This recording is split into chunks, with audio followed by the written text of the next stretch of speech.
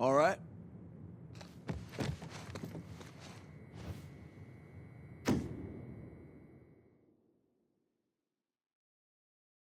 Hey guys, figured I'd just do a little bit of a brief review of how bad Albanese has been as a Prime Minister of Australia. Like, in terms of the worst Prime Ministers ever, he's fucking up there. Like, the clear worst is John Howard. He just banned gun rights in Australia, basically subjected us to all the fucking totalitarianism and globalism we're currently experiencing. But fucking Albanese is just a close second, just like a complete stupid failure in terms of like policy and economic policy, just not addressing several, crises in the country. But a lot of people can't put their finger on exactly why. A lot of people let the news do their thinking for them, and the news is completely left-wing, totalitarian biased. And unfortunately, because of that, they'll have very short memories of Albanese's just complete failure as a Prime Minister.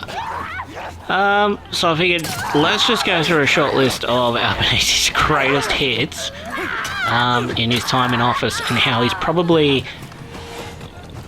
second, equal first worst Prime Minister of Australia of all time. First up, we've got the Indigenous voice to Parliament. That cost an estimated $700 million. That was a failure that attempted to enshrine essentially Aboriginal race communism into like a permanent Labor-controlled, taxpayer-funded role in the Australian government, and it wasn't clear how much veto power or influence it was given, because it was like specifically not stated. Like, its powers were unclear, and its functions were also unclear. It just appeared to be some sort of stupid cunt race communism thing. Well, if that had succeeded, it would have been bad. It failed. So it just, cost the Australian taxpayer $700 million. To put it into perspective on how much money that could be like 8,000 demountable houses on cheap land in, like, Burke, given, let's say, like 100,000 of that for land. And then the rest for utilities and that sort of thing. Could have gone like some way to addressing the housing crisis, or it could have bought between like 100 poorly / moderately kitted out hospitals, or 4 absolute top of the line brand new hospitals. Like, that's the amount of money he wasted on nothing more than an attempt to enshrine race communism into the government and entrench it further into the government.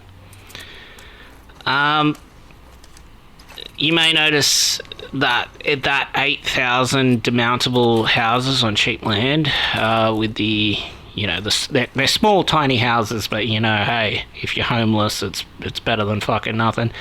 You may notice that 8,000 dwarfs the actual demand of housing, given the 540,000 people Labor have brought here with mass immigration, which is like the number 2 of the greatest hits. And despite all the several, taxpayer-funded public funding schemes designed to build houses in Australia, in 2024, Australia actually built fewer houses. It only built 166,000 of the expected 240,000. That being said, even if it had have been the 240,000, it would have still been, too small by more than half to house all the people coming in with mass immigration with permanent housing. And that's already ignoring the 122,000 people that are homeless in Australia, and that is also rising because they're getting priced out of the homeless market and priced out of rent just due to the demand of the housing crisis. So mass immigration, just a complete failure policy when he's already suffering from a housing crisis directly brought about by that failure in policy. It's just fucked. A cynical man might say that is designed to drive up land prices for individuals that own property, so they can sort of insider trading sell said properties and make like a massive profit by like artificially manipulating supply and demand, just through a purely government created crisis.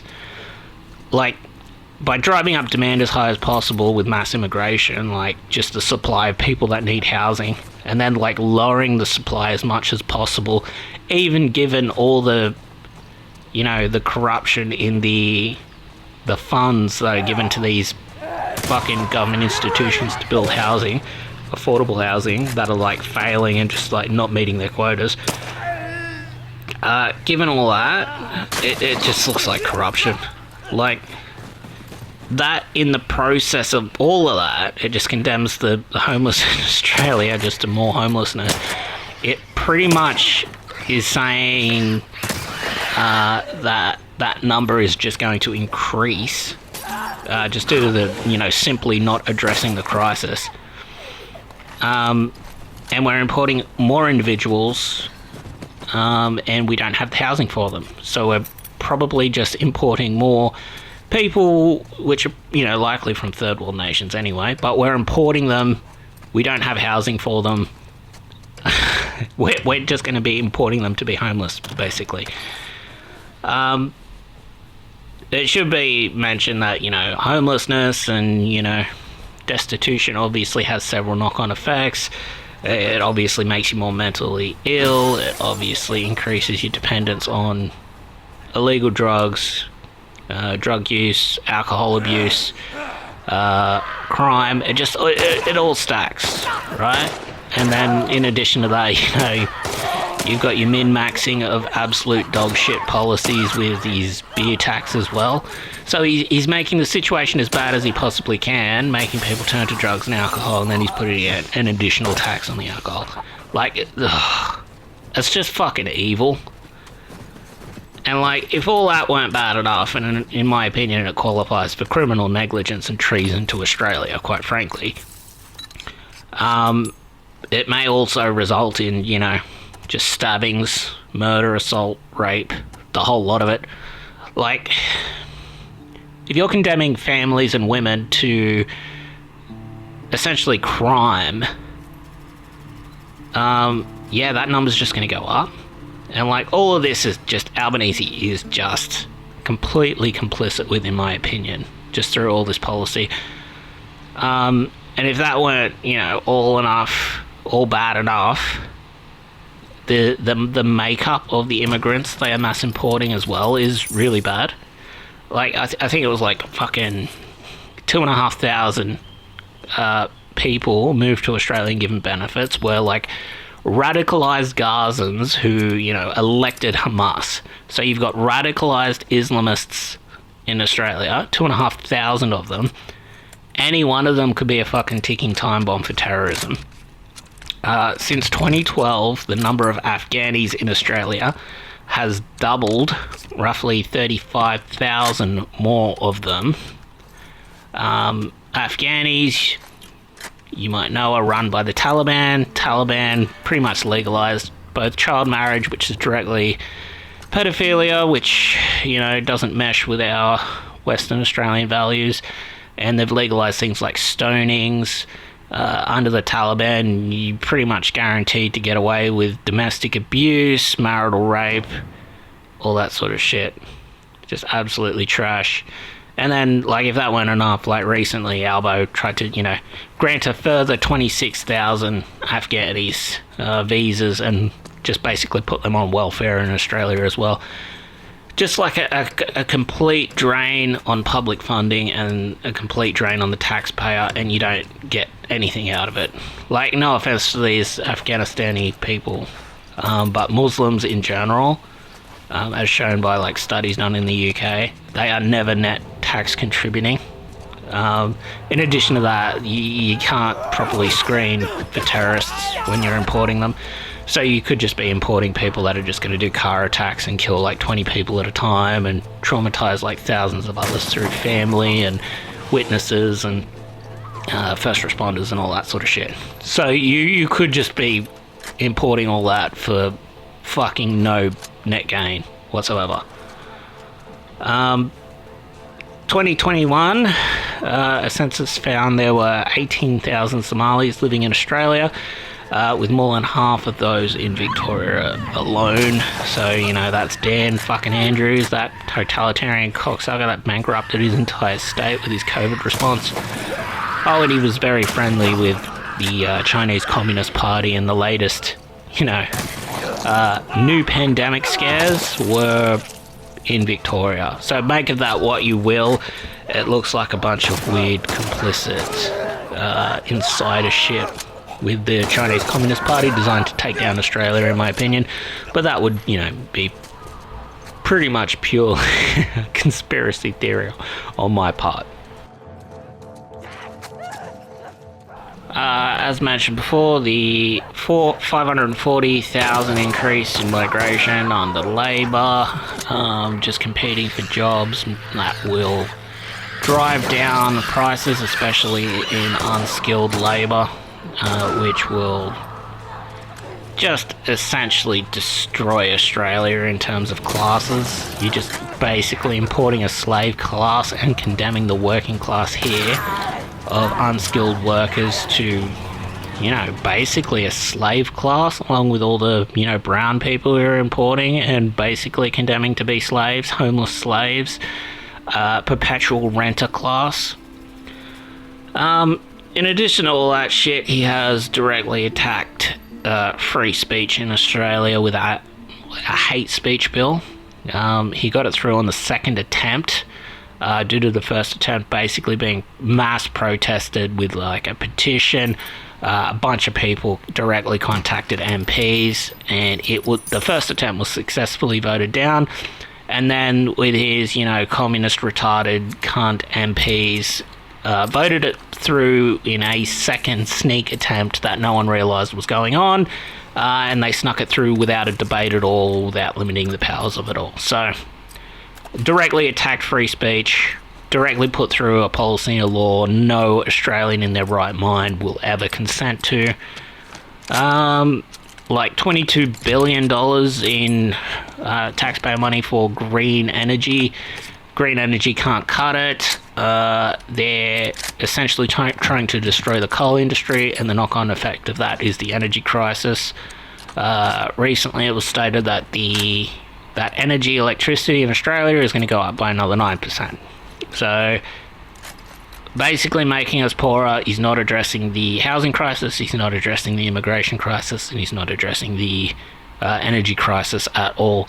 At best, he's trying to treat some of the symptoms, and this is a fucking temporary measure to by just, using taxpayer money to subsidize certain social programs, but he's not solving any of the problems, meaning that the problems are just going to get worse over time, and it's just a waste of taxpayer money, basically.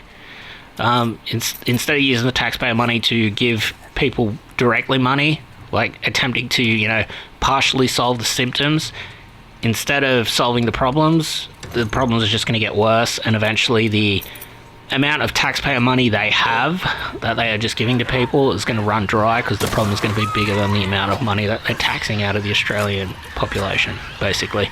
So we're in a fucking death spiral, basically, in Australia, because of fucking Albanese and cunts like him. He, on the world stage, he embarrassingly basically begged Trump for a tariff exemption, and he did this while he was waiting for Trump's answer to this tariff exemption. He backstabbed Trump and the Russia-Ukraine peace deal and the mineral deal, which would have, brought peace to the Ukraine, by siding with Europe and saying he wanted military boots on the ground in Ukraine, directly pushing for basically a nuclear war on the side of Europe, when the US made it clear that it wasn't interested in a nuclear war with Putin, and it wasn't looking to escalate the war. It was looking for a peace deal. So he basically backstabbed Trump's deal, and then strategically tried to cuck and trap him in a nuclear war. Because, put simply, Europe cannot compete with Putin in the amount of nukes. Putin has way more nukes than Europe, and actually has more nukes than the US, but the US has better systems to deliver the nukes, basically. So, pushing for a nuclear war, just the complete obliteration of Australia. If he said nothing, didn't side with the fucking horrible, stupid EU, which, by the way, hasn't actually solved any ethnic cleansing or genocide in fucking 20 years, did nothing about the fucking Uyghurs in China, is doing nothing about the fucking the Christians and the Alawites in Syria at the moment. The EU's just complete dog shit. It has one job to make sure, ethnic cleansings basically keep global peace, right? Didn't prevent October 7, has condemned Israel for attempting to fight a guerrilla proxy war against Islamists in its own country, yet still hasn't prevented that either. The UN is fucking worthless. Who would listen to those stupid cunts? They have one job, and that's ensure global peace and interfere if countries are doing ethnic cleansings or genocides. Hasn't done it a single time, to my knowledge, in any of the Muslim countries that are stealth ethnically cleansing all their ethnic and religious minorities. Just like in Syria now, just like in Africa now, with the massacres of Christians, where they found 70 Christians beheaded. Our Prime Minister decided to side with those stupid cunts that are just doing fucking nothing, that nobody likes, that everyone doesn't want to be a part of, that the UK voted not to be a part of, that the US is currently pulling away from because they're so corrupt and useless. Our shit fucking Prime Minister, Anthony Albanese, sided with those fucking morons, those globalist morons. Every step he has taken has been bad. Every single step. And obviously, as a result of his absolutely dogshit, retarded global position, US obviously put the tariffs on Australia. He could have said nothing, and there would have been a chance that Australia didn't get tariffs, or he could have backed Trump's peace deal, in which case he most likely would have gotten an exemption. But instead, he sided with Europe, and we are bearing the cost of that. And yeah, it's just fucking terrible. We've got another thing to deal with. We've got tariffs amid housing crisis and energy crisis, cost of living crisis. Complete failure of a PM. The worst international policy I've ever seen in my lifetime. the worst domestic policy I've ever seen in my lifetime. Hasn't solved a single one of the 3 or 4 crises that have been created, even though they're easy to solve. Like, I've made a video previous to this one where I just basically, give you simple policy that they're directly in control of right now that they could use to solve just all of these problems. Like, fucking in like a month. Like, Trump has solved all the problems in the US in like a month. But yeah, not doing any of that. In fact, making the problems worse. And yeah, just one of the worst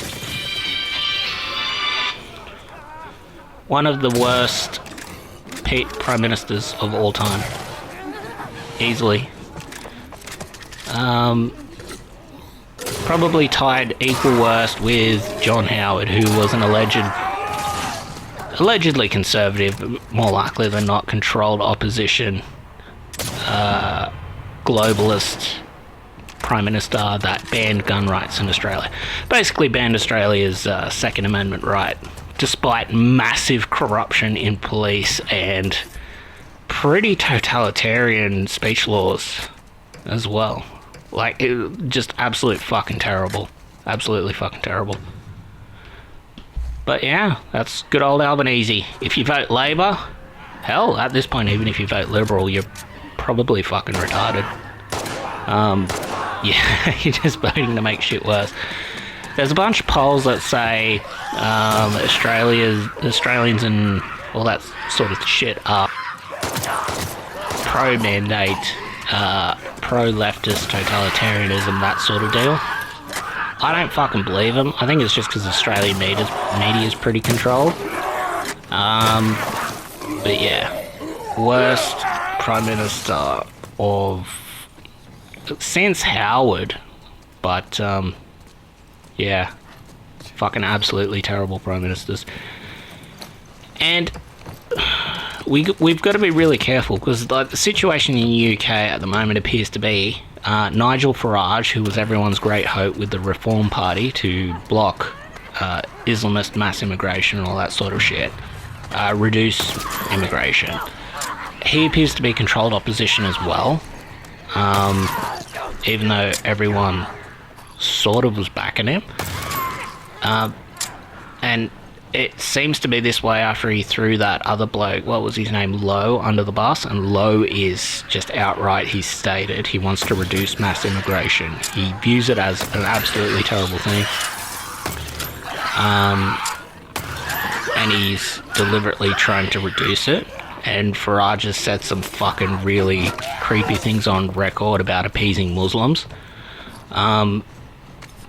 So Australia really needs to be careful. I'm not 100% sure if Pauline Hanson is going to be the great white hope that we think she is, because she's been in politics for a long time. But hopefully she is. Otherwise, we're going to need a new fucking political party, and we're going to need one that isn't controlled leftist opposition, basically. That is going to let the worst fucking most totalitarian globalist shit that only like 10% of people support, slip through without debate. Just like that fucking online hate speech bill. But yeah, Albanese, tied worst or second worst Prime Minister of Australia of all time.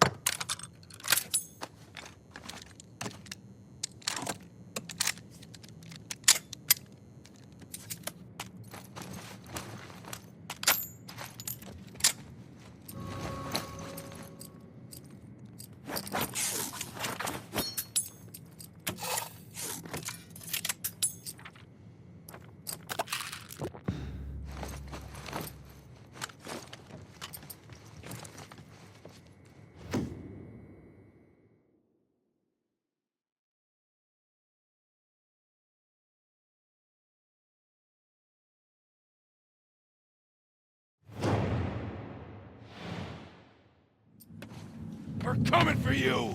God damn. One down!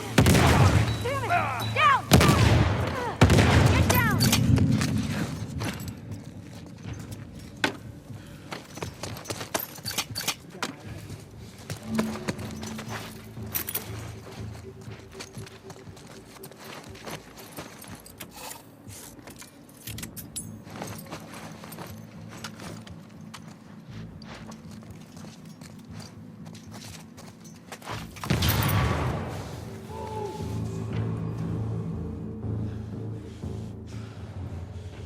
Watch yourself.